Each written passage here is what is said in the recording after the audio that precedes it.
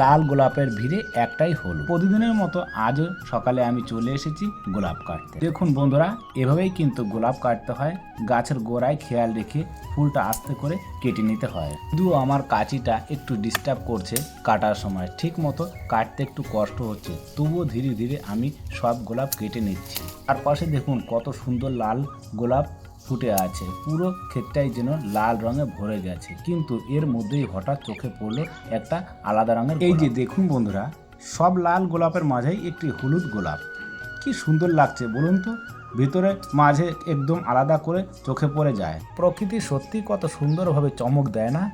প্রতিদিন একই কাজ করি, কিন্তু এমন একটা ফুল দেখলেই মনটা ভালো হয়ে যায়।